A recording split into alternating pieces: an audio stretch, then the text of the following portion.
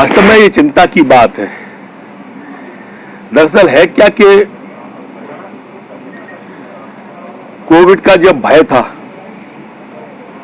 तब केस कम थे, अब केस ज्यादा आ रहे हैं तो भय कम हो गया है। और ये लापरवाही इसके फैलने में सहायक हो रही है। मेरी मान्यता है कि कोविड का इलाज सावधानी है, मौत नादानी है। अगर हमने उसको छुपाया, दबाया, बचाया तो ये कोविड का संक्रमण फिर फेफड़े में चला जाता है, तब ये घातक हो जाता है। निरंतर आप सब लोगों के माध्यम से प्रार्थना, कोई भी सिम्टम छोटा सा भी है, जब इलाज फ्री है, दवा फ्री है, और आपके माध्यम से समाज से भी अपील कि कोविड के पेशेंट को हेय दृष्टि से न देखें। अछूत की तरह से उसके साथ जब व्यवहार होता है तब यह परिस्थिति होती है कि वो अपनी बीमारी को छुपाता है। इसलिए इस तरह का व्यवहार उसके साथ न हो। समाज के सभी वर्ग इस महामारी का मिलकर मुकाबला करें और सावधानियों के साथ करें।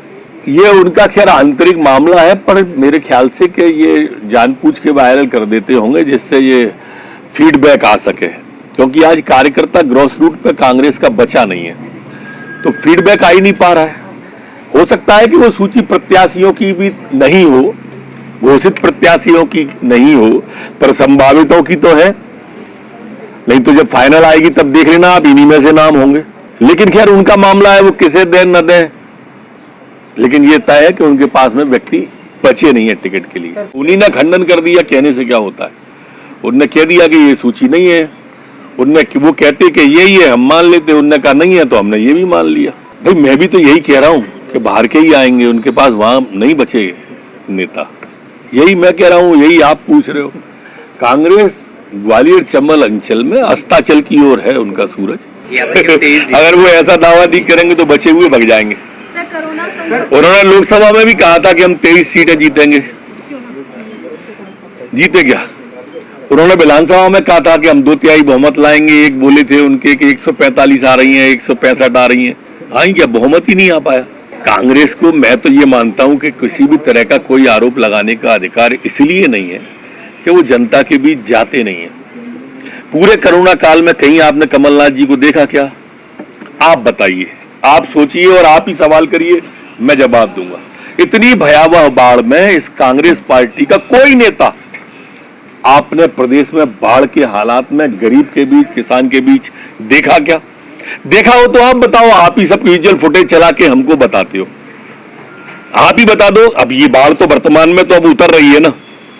इन 3 दिन के अंदर, इन 7 दिन के अंदर जब से भयावहता आई थी, किसान का नुकसान हो गया, गरीब का नुकसान हो गया, मार पे मार लगातार आ रही है प्रदेश पर कोई भी पत्नी की घड़ी में नहीं जाता है।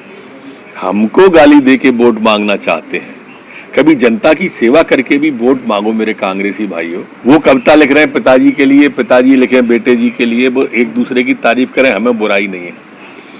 जब कोई बाहर का नहीं करेगा तो घर में आपस में कर लें। लेकिन वो दमन को हम समझ नहीं पाए, किसका दमन हो गया? क्या दिल की बात जुबान पे आई?